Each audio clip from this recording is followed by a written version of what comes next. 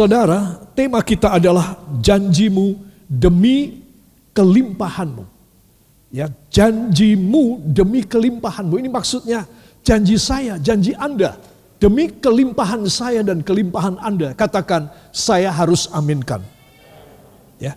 Jadi di sini kita melihat bahwa orang yang berjanji, dia ada di bawah berkat-berkat dan rencana Allah yang istimewa. Jadi kalau saudara berani berjanji kepada Tuhan dan melakukannya, memenuhinya, maka kelimpahan ada pada saudara. Amin. Jadi percuma kalau saudara cuma berdoa dan menangis. Ya, saya bilang percuma kalau cuma berdoa dan menangis dan berpuasa, itu percuma.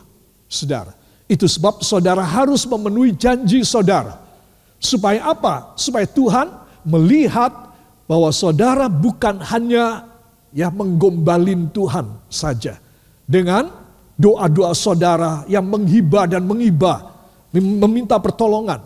Ya, saudara, tidak salah saudara dan saya berdoa. Harus, cuma jangan berdoa dengan sia-sia. Katakan, saya tidak boleh berdoa dengan sia-sia. Itu sebab saya harus membuat janji dan memenuhinya. Ya, yang mau beri tepuk tangan bagi Tuhan. Haleluya. Saudara, itu sebab saya ingin mengajak semua saudara untuk membuka dua buah ayat yang luar biasa. Terdapat di dalam kitab Ulangan pasal yang ke-26, ayat yang ke-18 dan ayat yang ke-19. 1, 2. Dan Tuhan telah menerima janji daripadamu pada hari ini, bahwa engkau akan menjadi umat kesayangannya, seperti yang dijanjikannya kepadamu, dan bahwa engkau akan berpegang pada segala perintahnya, dan ia pun akan mengangkat engkau di atas segala bangsa yang telah dijadikannya untuk menjadi terpuji, ternama, dan terhormat. Maka engkau akan menjadi umat yang kudus bagi Tuhan Allahmu, seperti yang dijanjikannya. Amin. Katakan, ini luar biasa. Kira-kira saya bisa apa tidak? Ayo bilang. Kira-kira saya bisa apa tidak? Oh, saya harus bisa. Dalam nama Yesus. Ya. Nah, karena janji ini luar biasa, jadi kita seringkali, umpamanya kita mau naik gunung ataukah kita mau melompati satu sungai yang tidak terlalu lebar, bisa enggak ya, saudara? Berani sih berani, tapi bisa tidak. Tidak cukup berani. Kalau sampai saya gagal melompat, saya kejegur. Ya, saudara, ini satu contoh. Nah, perjanjian Allah yang dahsyat ini, saudara, seringkali dalam hati kecil kita bertanya, bisa enggak ya? Apakah aku bisa ya? Karena janjinya ini adalah, perkataan firman ini adalah, Tuhan telah menerima janji daripadamu pada hari ini. Wah, berarti Tuhan menunggu. Kalau aku berjanji, hari ini aku berjanji, aku harus mulai esok lah atau mulai malam inikah, aku harus memenuhinya. Ya, saudara, itu sebab ayat ini adalah ayat yang tidak gampang memang. Tetapi hasilnya, semua yang kita raih dengan kesukaran, penuh pengorbanan, penuh dengan jungkir balik, dengan babak belur, itu akan membawa kepada kita hasil yang dahsyat. Katakan amin. Ya. Jadi saudara harus percaya akan ayat ini. Kalau saudara memperhatikan ayat 18 ya. Tuhan telah menerima janji daripadamu pada hari ini. Berarti kapan kita harus berjanji kepadanya? Kapan? Hari ini. Saudara, hari di mana kita mendengar firman, itu di situ kita harus tindak lanjuti. Kita harus memfollow up dengan janji. Setiap saudara menerima firman, saudara tangkap dan saudara berjanji pada diri saudara, Tuhan, hamba akan melakukannya. Hamba akan berjuang melakukannya. Hamba tidak percuma dan sia-sia dan mengabaikan dan bikin sepele perjanjianmu, firmanmu. Hamba menerima firmanmu, hamba pada hari ini, hamba berjanji kepadamu. Amin. Saudara, ini saja sudah berat ya. Ini saja saya rasa kita semua mengatakan ini kok berat. Jadi Pastor, Pak Gembala, tolong kalau firman pendek saja. Supaya saya kalau janji 1-2 aja. Jadi Anda dan saya, kita seringkali orang Kristen sukanya firman yang pendek. Supaya apa? Supaya kita melaksanakan firman sedikit saja. Jangan banyak-banyak. Saudara, tidak begitu macamnya. Saudara mendengar firman yang pendek, saudara memberikan janji sedikit. Tuhan memberikan kuasa pada sedikit janji tersebut untuk saudara dan saya melakukan. Katakan amin. Jadi firman yang pendek sekalipun, saudara menerima kuasa untuk melakukan. Tetapi mungkin hanya 1-2 janji saja. Tetapi firman yang lebih panjang, saudara mendengarkan perintah Tuhan dan saudara membuat janji lebih banyak, 5 atau 7 atau 10 barangkali. Tetapi jangan lupa pada 5, 7 atau 10 janji saudara, Tuhan juga memberikan kekuatan dan kuasa kepada saudara. Amin. Lebih banyak. Nah, saudara mendengar firman yang pendek dengan memberikan janji 1-2 biji kepada Tuhan. Tuhan memberi kekuatan untuk saudara melaksanakan 1 atau 2 janji saudara. Dibanding dengan saudara melakukan 5, 7 atau 10 janji saudara. Dan Tuhan tetap memberi kekuatan kepada saudara. Tuhan memberikan berkat lebih banyak atau sama dengan yang 1-2 janji. Lebih banyak apa sama? Lebih banyak. Karena saudara diberi kekuatan untuk melaksanakan janji saudara yang lebih banyak. Sepertinya saudara menandatangani satu persetujuan dengan Allah. Satu memorandum of understanding. Bagaimana saudara bisa menjadi satu orang yang mendapat lebih banyak perjanjian. Nah, Tuhan memberikan kekuatan lebih banyak kepada saudara. Nah, di sini kita melihat bahwa seringkali orang Kristen tidak mengerti ya metodenya, prosedurnya. Tuhan memberkati dia. Saudara, itu sebab dia lebih suka mendengar firman yang singkat saja. Ya, cukup 1 janji aja deh. Paling 2, jangan lebih berat buat aku. Dia lupa bahwa Tuhan selalu memberi kekuatan pada setiap janji yang kita katakan melalui mulut kita. Yang kita ikrarkan dalam hati sanubari kita. Yang percaya katakan amin. Sehingga dengan kekuatan Tuhan, katakan sehingga dengan kekuatan Roh Kudus, kuasa ilahinya, saya melakukan banyak janji dan menerima banyak kelimpahan. Banyak keberhasilan. Amin. Sudah jelas. Sudah jelas. Ya, itu sebab para kekasih, janjimu demi kelimpahanmu. Seberapa saya dan saudara berani melakukan janji kita, sebegitu banyak kelimpahan diberikan dalam hidup kita. Baik materi, hal-hal duniawi, hal-hal jasmaniah, hal-hal lahiriah, maupun juga rohaniah lebih banyak kepada kita. Katakan saya merindukannya.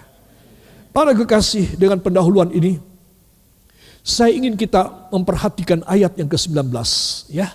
Sekali lagi kita akan baca 1, 2. Dan ia pun akan mengangkat engkau di atas segala bangsa yang telah dijadikannya untuk menjadi terpuji, ternama dan terhormat.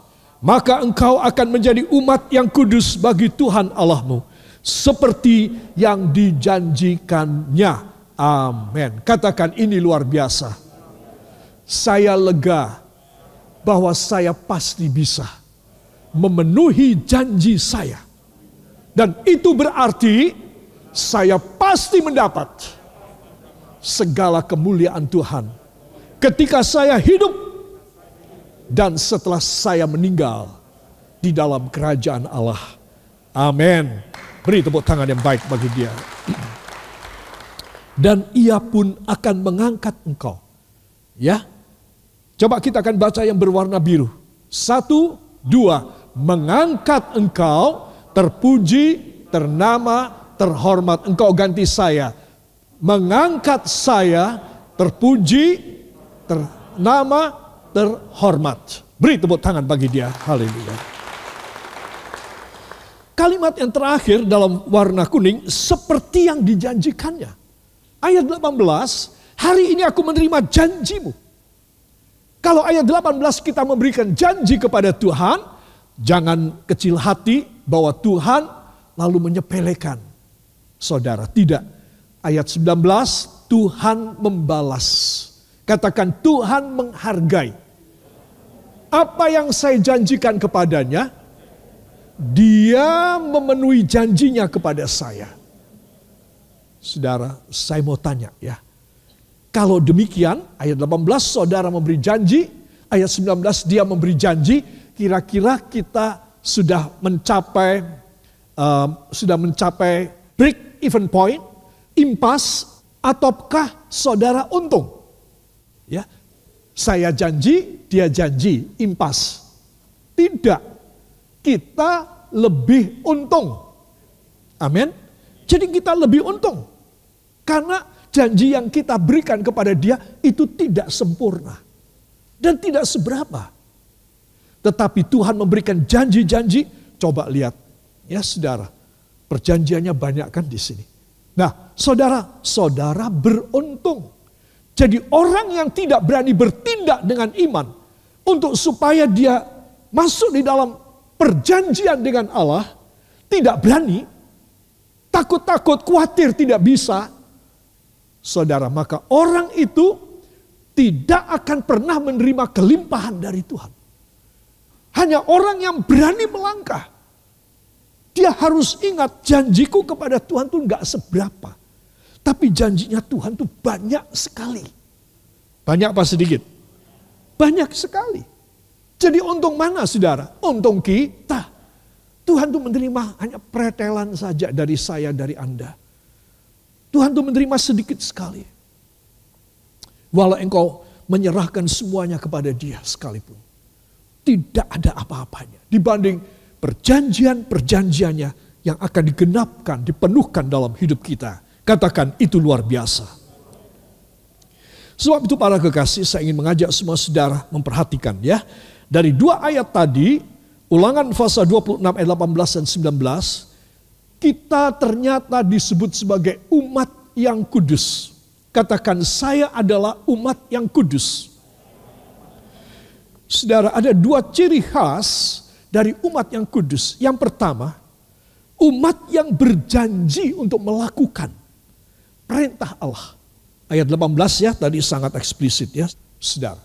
Ya, jadi di sini kita melihat melakukan apa yang kita dengar, kita melakukannya, kita mengeksekusi apa yang Tuhan perintah. Entah itu larangan, entah itu suruhan, ya saudara. Entah itu untuk bertahan, saudara. Itu kita lakukan, ya saudara. Nah, jadi ciri khas yang pertama dari umat yang kudus adalah dia berjanji melakukan. Sehingga tema kita, judul dari khotbah saya, berjanji demi kelimpahan. Saudara. Jadi melakukan. Itu ciri umat yang kudus. Yang kedua, saudara. Sehingga menjadi umat yang terpuji, ternama, terhormat. Saudara, kalau saudara melihat tiga kata ini, terpuji, ternama, terhormat, saudara kepingin enggak? Ya, kepingin. Saudara mengatakan enggak, saya enggak gila hormat. Saya tidak mau ternama, saya tidak mau terpuji. Ya saya pun juga tidak mau. Tetapi kalau Tuhan yang memberi. Ayo angkat tangan saudara. Ya Tuhan Yesus. Bila engkau yang memberi kepada hambamu yang hina ini. Untuk hamba menjadi seorang yang terpuji, ternama, dan terhormat. Maka hamba berserah kepadamu. Biar kehendakmu yang jadi. Amin. Ya, dia sudah berjanji. Saudara tidak mau terima, tidak apa-apa. Tapi kalau saudara mau terima, saudara akan bawa pulang seumur hidup saudara. Saudara akan menerimanya dari Tuhan. Kira-kira saudara mau menerima apa tidak? Wah enggak, saya mau merendahkan diri aja kok. Supaya saya enggak terpuji, enggak ternama, enggak terhormat. Tidak boleh. Anda dan saya harus diangkat, dipermuliakan. Sehingga kita menjadi orang-orang yang terpuji, ternama, terhormat. Kalau tidak kayak apa? Sebaliknya. Ya, lawan katanya. Antonim siapanya? Kalau tidak terpuji apa? Terhina. Kalau tidak ternama apa namanya? Ya, katakanlah iya, hina dina. Tidak terhormat apa? Ya enggak hormat. Ya, saudara. Coba, mau hidup kayak begini? Saya enggak mau terus terang. Hidup cuma sekali dibikin susah. Itu sebab nomor 2 ciri khas umatnya yang kudus adalah menjadi umat yang terpuji, ternama, dan terhormat. Yang mau beri tepuk tangan bagi dia. Haleluya. Para kekasih. Nah, itu sebab saya ingin mengajak semua saudara. Apa ciri khas dari orang yang mempunyai 3 predikat, 3 sebutan. Terpuji, ternama, terhormat ini. Ya, ini orang yang mempunyai karakter Kristus. Ya, saya tulis karakter Kristus on the go. Di dalam hidup sehari-hari. Di dalam praktek kehidupan. Ya, saudara. Di antaranya, katakan di antaranya, bila saya menghadapi peperangan.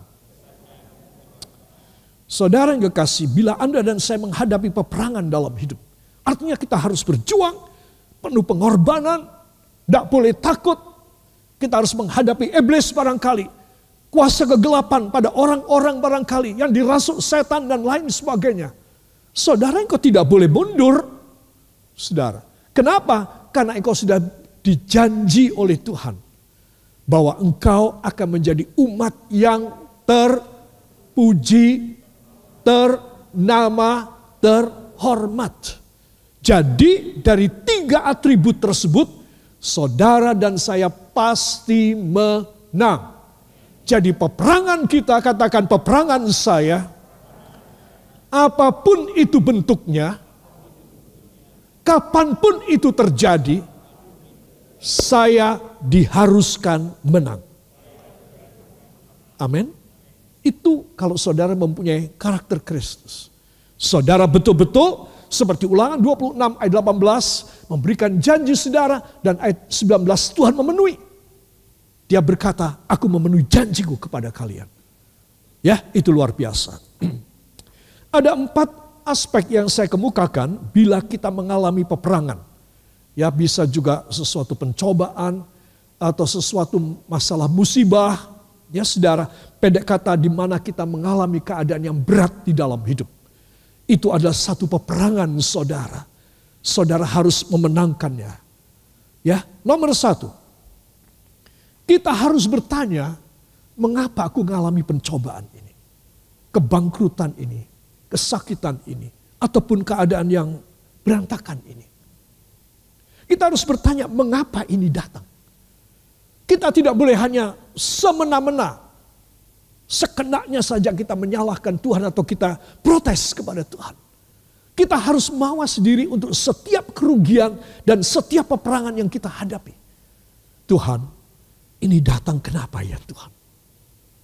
Sehingga mau tidak mau, saya dan saudara, kita mengintrospeksi, kita menilai, kita mengadakan self-assessment dalam hidup kita. Kira-kira kenapa ya? Kok ini bisa begini ya? Saudara, contoh, kalau umpamanya saudara kehilangan uang di kantor atau di rumah, karena apa? Karena saudara tidak mengunci lemari ataupun pintu rumah saudara. Ya saudara, wah hilang. Saudara mau menyalahkan siapa? Salahkan dirimu sendiri. Karena engkau tidak kunci. Saudara. Nah, mengapa ini datang? Saudara. Kemudian yang kedua, kita kemudian merenung, kita menimbang dengan firman. Ya sudah, ini sudah terjadi. Oke deh, aku akan mencari terobosan dari firman Tuhan. Aku minta supaya Tuhan memberikan pertimbangan dan jalan keluar. Amin. Jadi saudara tidak akan pernah menyalahkan pada suami, pada istri, pada anak, pada orang tua, pada kakak adik, dan pada bos saudara atau bawahan saudara atau siapapun. Sekitar saudara, tidak. Saudara tidak akan pernah menyalahkan siapapun. Karena apa? Karena saudara pada nomor 2 menimbang dengan firman. Dan saudara sudah mawas diri. Ya pasti aku punya kesalahan. Sehingga terjadi musibah ini, kerugian keuangan ini. Sehingga menjadi keberantakan semacam ini. Saudara. Nah ini tips untuk saudara menerima pertolongan dan janji Allah. Sehingga ketika saudara berperang menghadapi segala perkara. Saudara tidak memaki-maki orang. Saudara tidak emosional. Saudara tidak lepas kendali. Saudara tidak ingin membalas dan dendam kepada orang. Tidak. Karena saudara bertanya pada diri sendiri. Mengapa aku mengalami? Kemudian kedua, menimbang dengan firman. Oh iya, dalam firman bisa saja terjadi demikian. Tetapi melalui firman ada jalan keluar. Ya, saudara, jadi nomor satu apa? Kita bertanya pada diri kita sendiri. Amin. Jadi tidak cepat-cepat kita ini menjudge orang. Kita menyalahkan si atau si B atau si X. Tidak. Kedua, kita menimbang dengan firman. Oh, masalah saya ini ada kok dalam Alkitab. Aku mau cari ayatnya. Atau aku mau tanya kepada gembalaku. Aku mau tanya pada si atau si B yang lebih mengerti daripada aku. Aku minta pertimbangan firman. Ya, ini maksudnya. Yang ketiga dan keempat. Yang ketiga, jangan melampaui batas.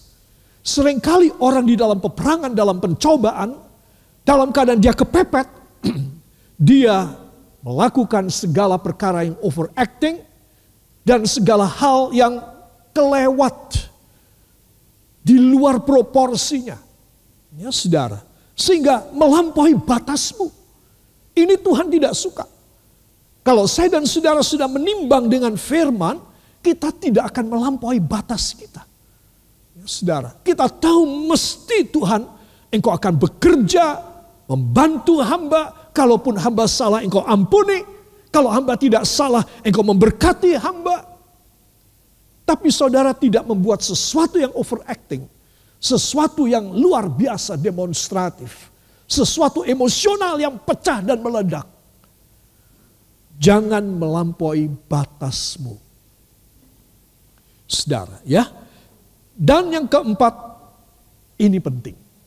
Banyak orang Kristen, banyak hamba Tuhan mengalami peperangan tidak pernah selesai, tidak pernah finish, tidak pernah menang. Apa sebab? Karena hal yang keempat tidak dia lakukan. Dia tidak memberikan nasar dan janji kepada Tuhan. Tahukah saudara, kenapa kita dikasih masalah? Kenapa kita kehilangan uang barangkali? Kenapa kita mengalami kerugian? Kenapa kita mengalami kegagalan? Kenapa kita mengalami keadaan yang tidak menyenangkan dalam hidup kita? Agar supaya kita ini memandang kepada Dia. Dan kita lebih mendekatkan diri kepada Dia. Dan berjanji. Ya, sesuai dengan tema kita. Janjimu kelimpahan. Nomor 4 ini seringkali kita tidak lakukan. Kita cuma berdoa dan menangis dan minta Tuhan menyelesaikan masalah kita. Mengembalikan uang kita. Katakan demikian. Tuhan, Engkau mengutuhkan kembali keluarga saya. Mengutuhkan kembali perusahaan saya. Membuat hasil yang luar biasa pada bisnis saya. Cuma itu aja. Tuhan nunggu si Timothy ini berjanji kepadaku. Nah, kalau saudara tidak dapat pelajaran ini, saudara akan selalu menyalahkan Tuhan. Selalu merasa benar. Aku benar, kenapa kok terjadi? Persis saudara seperti seorang dalam Alkitab yang namanya pendek banget tapi terkenal sekali. Siapakah dia? Siapa? Ayub. Ayub itu merasa benar. Sampai dia bilang, seandainya aku berharap ada orang ketiga yang mengadili antara aku dan Allah. Wah, kedendase. Masa dia mau membandingkan dirinya seperti Allah. Lalu harus ada hakim yang lebih tinggi dari Allah untuk mengadili Allah dan dia. Coba. Ini orang keblinger sekali. Apa sebab?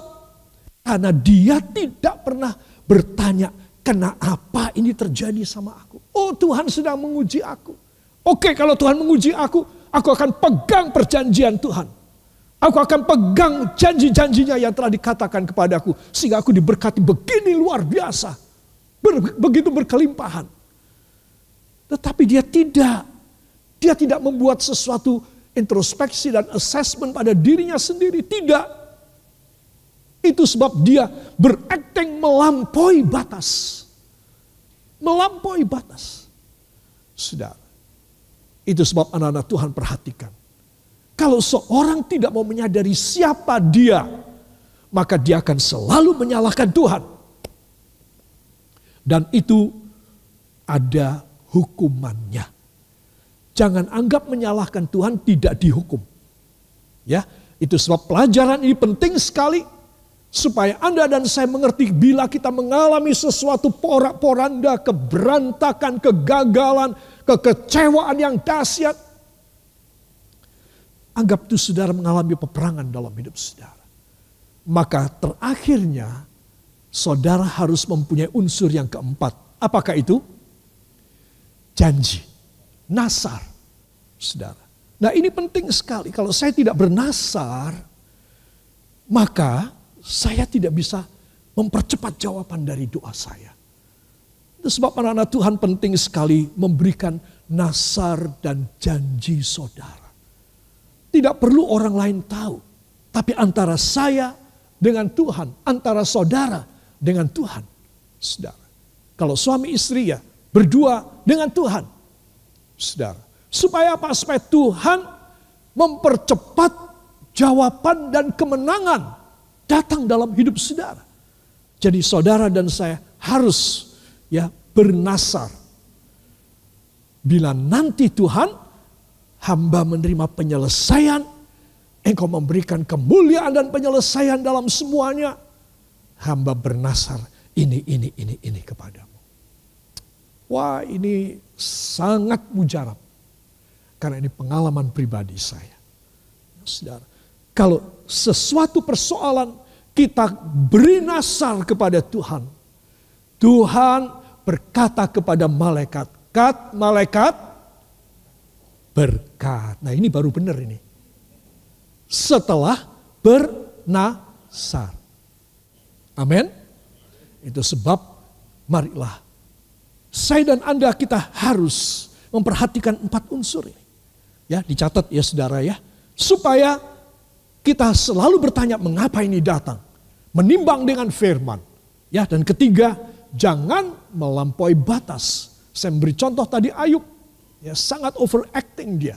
Tidak boleh. Ya, dan yang keempat, bernasar. Tuhan bila engkau menjawab doa hamba, engkau memberikan penyelesaian, Tuhan, hamba berjanji ini. Saudara. Maka Tuhan akan lebih cepat dan mujizat terjadi, kemampuan ilahi, pertolongan Tuhan dicurahkan dalam hidup saudara sehingga luar biasa. Amin. Angkat 2 tangan ucapkan terima kasih. Haleluya. Terima kasih Bapa. Terima kasih Yesus. Terima kasih Roh Kudus. Diberkatilah saudara yang telah mengerti dalam Bible study ini. Dan tahu dengan yakin, tahu dengan persis bahwa Tuhan memberikan perjanjian. Dan semua janji nasarmu tidak akan sia-sia. Tetapi menghasilkan yang luar biasa. Diberkati mata pencaharian saudara. Diberkati studi pelajaran sekolah anak-anak muda dan anak-anak kecil. Dikembalikan pada saudara luar biasa. Segala pengembalian persepuluhan saudara. Menurut Maliaki 3 ayat 8 dan 10. Dan menurut perjanjian baru dalam Ibrani 7 ayat 1 sampai 10. Kembalikan pada saudara sampai tidak cukup tempat untuk meletakkan berkat Allah terjadi dalam hidupmu. Diberkatilah saudara sekalian, baik yang ada di sini saat ini di Gereja Panembahan, maupun di rumah Anda, dan dimanapun saja dan kapanpun saja Anda mendengar firman ini. Diberkatilah engkau hanya di dalam nama Tuhan Yesus Kristus, Juru Selamat dan Penebus kami. Dan kita semua mengaminkan. Amin. Beri tepuk tangan bagi dia.